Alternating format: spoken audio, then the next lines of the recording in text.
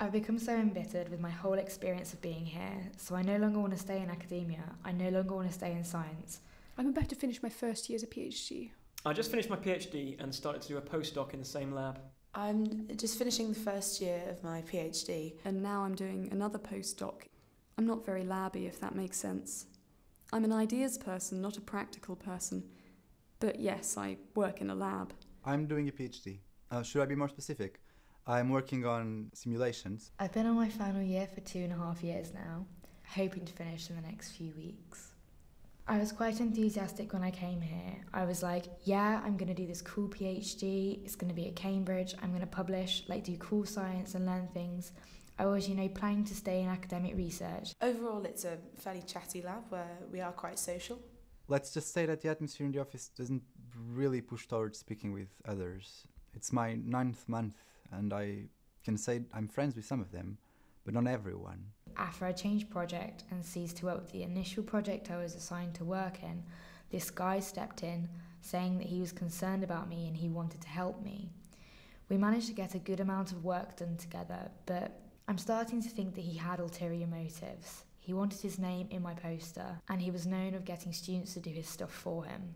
During the time we were working together, he sat me down after we had all gone for afternoon tea, and he was like, listen, I think you need to stop expecting people to be nice to you and get all upset when people aren't nice to you, because as a PhD student here, you're at the bottom of the food chain and you should just man up and deal with it. It's not like I was expecting preferential treatment. I never went to someone and asked them to do my work for me. A lot of what I have seen hasn't been subtle. In fact, it's the sheer boldness that shocks me.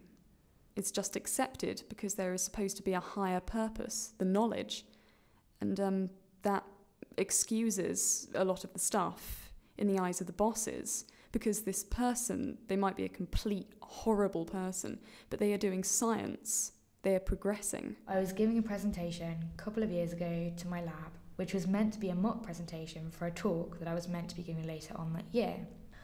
I was stopped about halfway through by the senior postdoc, and he went off for 5 to 10 minute rant on how I was a waste of scientific talent and funding because I wasn't taking my PhD seriously enough and I was never going to finish, and how I was presenting the same stuff over and over again in my talks.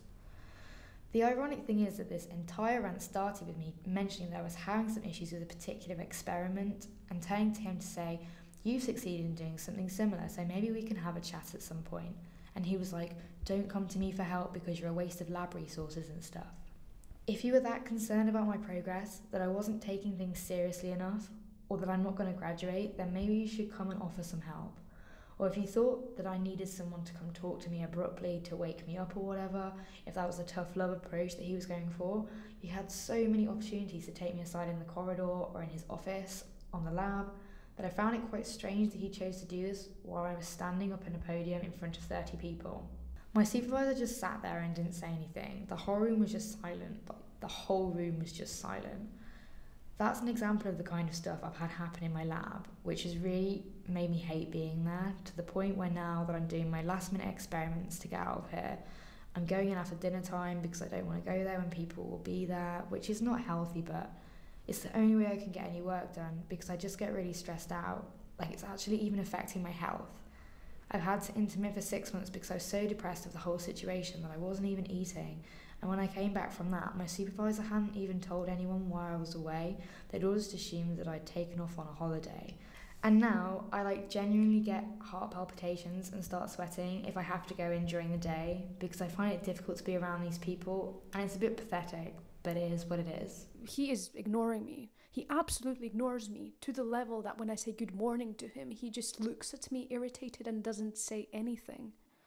To some people, he is actively denying something, but he is passively denying me by ignoring me. My strategy is to keep friendly with him, and indeed yesterday I got a reply from him and actually he showed me something that I could use. But this is the first positive experience I've had with him in 8 months. There was this girl who became a bit of a bully. She was a research assistant. Sometimes she decided that she didn't like you because you had done something that had undermined her, and you wouldn't know what it was, but then she had just stopped talking to you. The avoidance was not just passive, it was active. She did this to a PhD student. The PhD student was miserable, and her PhD was very much affected by it, and nothing was really done. And I was trying to get the supervisors to do their jobs, to manage the situation, because they were trying to ignore it. And eventually they managed to manage the situation by removing the PhD student to another lab, which, you have a member of staff essentially bullying a student. I've been really lucky. I applied without knowing my supervisor, and now that I have started knowing him, he is a really, really nice guy. He's extremely available. He is really friendly and wants to know me beyond my work. I have met his wife, his children. I mean, it's still a prof-student relation, but I don't feel like I'm inferior to him. He still acknowledges my opinion on research, and he still wants me to have my own initiative on how to do it. It's really a mentorship. My worst internship was with a female supervisor. I had the feeling that she was continuously throwing subtle weapons on me with words, and I really suffered from that to an extent where I had nausea and vomited during the lab. He was getting frustrated with the lack of progress, and I was getting really upset by the lack of my progress, and I just didn't know what I was doing. And then we tried having regular meetings, just the two of us. The idea was that he'd look what I'd done in the past week or two and give me feedback, but he wouldn't really give me short-term goals, be like, do this massive experiment. And then he started scheduling meetings and not showing up for them. There is a postdoc in my old lab, who has left now, who was hired in odd circumstances, was a known plagiarist, but that was brushed under the carpet. Very good at getting people to help them, that was their skill. And he was hired to do the job with the knowledge that he didn't have those skills, but that he will get the job done, and that was the most important thing. At the end of my PhD, I was going through... Basically, my dad died, and he wasn't dead yet, but he was dying. And I told my boss about this, who told my other supervisor. And my other supervisor decided I wouldn't be able to finish the work for the paper because I was prioritising my thesis, and I was clearly under a lot of strain. So they asked the postdoc to finish my work, and just told me, fairly perfunctorily, that, thanks for what you've done, but you've really just got the bare bones of it, and we need to flesh it out now. And so they're going to do that, you're not going to do that, you're just going to need to finish your thesis. You can perceive that, perhaps it's just the way I'm saying it, maybe they were just being really supportive, taking the pressure off. But no, what he actually was doing was saying, this postdoc is going to be the first author on this manuscript. And I had already spent 3 years on this.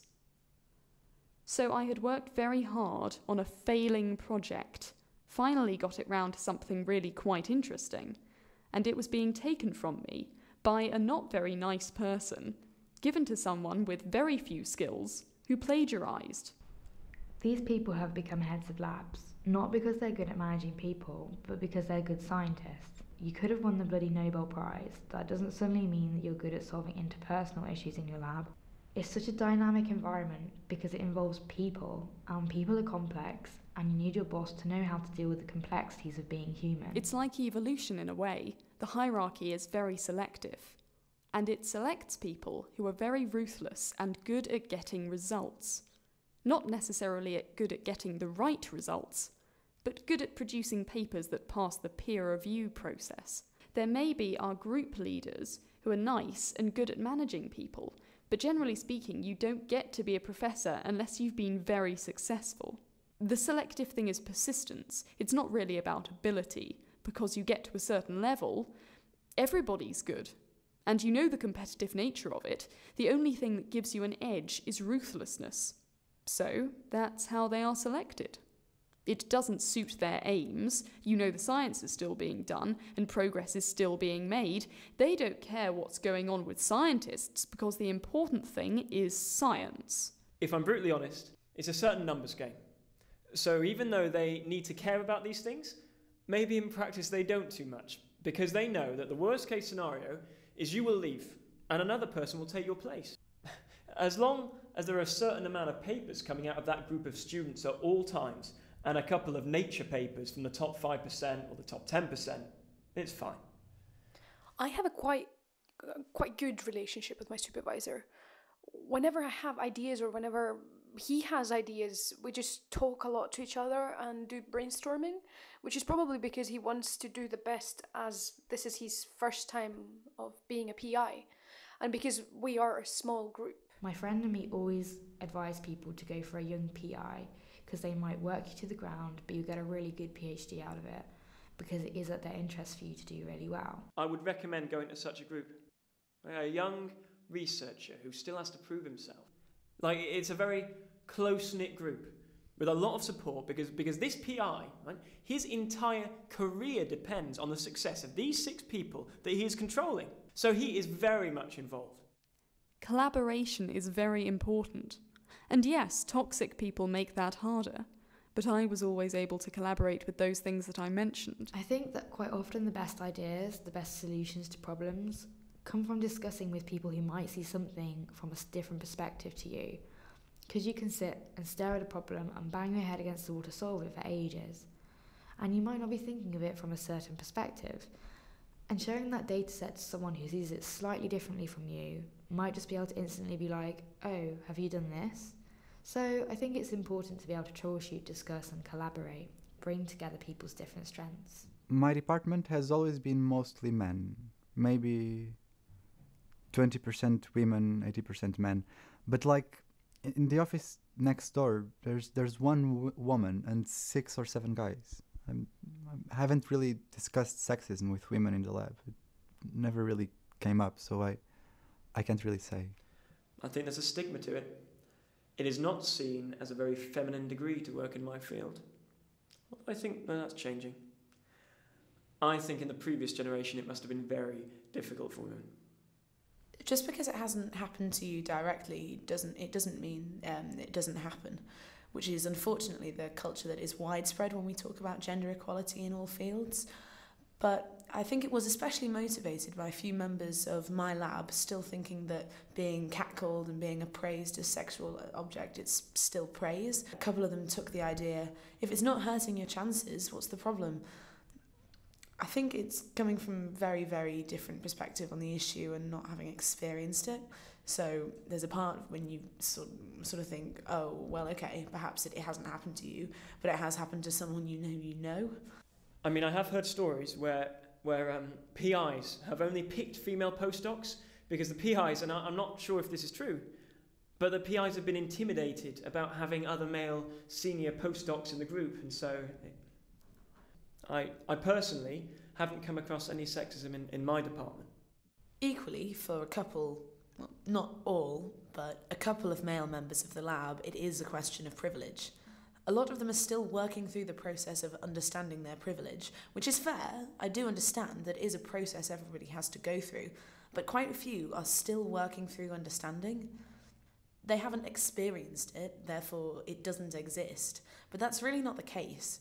As a man, there are a lot of things that you don't experience, but it doesn't mean that it doesn't exist or that you shouldn't take it seriously. I mean, like I said, a lot of these guys don't necessarily have the best social skills, so what they think might be playful banter or flirtation is actually kind of offensive. The postdoc that had a go with me at the presentation, the senior postdoc, and the students that he was working closely with at the time used to accidentally on purpose knock things over to make this one other student bend over and pick it up, because she was known for wearing thongs and low-cut trousers, and they used to make bets on what particular colour her thongs were at that particular day. The thing that really upsets me about it, perhaps this is naive, is that it should be about the ideas and the progress towards understanding, not publication. And that goes more against women than men because of the sacrifices that the men can make when compared to women. They can still have a family and, be... It's not like you can't have a family, but it is a lot harder. Hiring decisions impinge on that. The main reason why I'm leaving science is that I don't think it will make me happy. I could do it. I believe that I could do it. I can bring a lot of extra to a lab. And I think I could be a good PI because I can manage people. But I'm not selected because I'm not getting millions of publications. I'm getting some, mainly by collaboration, of course. But while I could do it, I don't think I would be happy. because the people I would be working with are people who are selected on characteristics that I don't admire. And I would be selected on those characteristics. Once you get there, once you get to the top of the ivory tower, then you can afford to be a nicer person. But maybe by that point you have changed, and you're not a nice person anymore. I don't want to become that. The reason why a lot of people stay in science depends on how often you get it, but there is this thing called Golden Lab. I've had 2 Golden Labs. Everyone got on. We would go out after work. It was very friendly. It was quite productive because everybody was happy and motivated. And if anyone got down because of their experiments, there was more support. That's the thing. If you are in a Golden Lab, you get more support. During my undergrad, I did a summer placement with one of my lecturers for a few months, and I had a really great time working with him. He was always there in his office, and you could drop in and be like, hey, can I just ask you something? I don't know what I did wrong, or can you just come and run something with me? He was always available. If he wasn't, there were always a couple of postdocs around, lots of banter. Once a week he would order pizza for all of us, and we could just go outside and have pizza together. It's all about what sacrifice you can make. And I can't make those sacrifices. My family, my friends, they are really important to me. I can't get an equivalent level, or slightly better sacrifice, without really changing myself, or maybe harming something in myself. I'm saying I can't, but I could, but I don't think it would be a good idea. I think I choose life, not a job. The advice that I give to everyone is pick the lab, not the project. If you're in a lab where you're taken care of as a student and you have a PI who will be available to you, I think that's much more important than the actual project you're working on. Whereas when you're in a lab where no one gives a shit and people are actively unpleasant to work with, that will completely mess up your PhD experience. And you have to decide, most careers at some point, do I want to be this? Is this who I want to be? Because, okay, it might just be professional, but it may leak into your personal life as well. You know, you can't help if you learned a certain amount of manipulation to get what you want to get. So maybe to use that in your personal life, to your advantage. A bit scary. Do you want to be that person? Nice people will say no and go, actually, I'd rather do something less high octane with nicer people. Because generally what most people want, yeah, they want an interesting job, but what's more important is that they want a friendly environment. I wouldn't say don't do it. I'm glad I did it. I've been unlucky. So in terms of advice, don't get sucked in.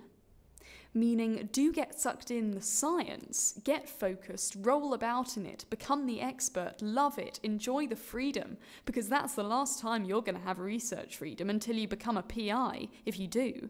And even then it'll depend on what they give you money for. So you're not really free. The main thing is, don't get sucked in terms of don't lose your perspective. I spent a lot of time by the mountains or by the sea because they're big. And the lab magnifies things, makes very small and petty things seem very important, and people get very emotional and angry and upset about things that aren't that important. And if you can just keep a level head and try to see things from other people's point of view, I think it's better. So my advice would be the emotional kind, about the interactions, because it's the interactions that make or break it. The rest is all down to luck.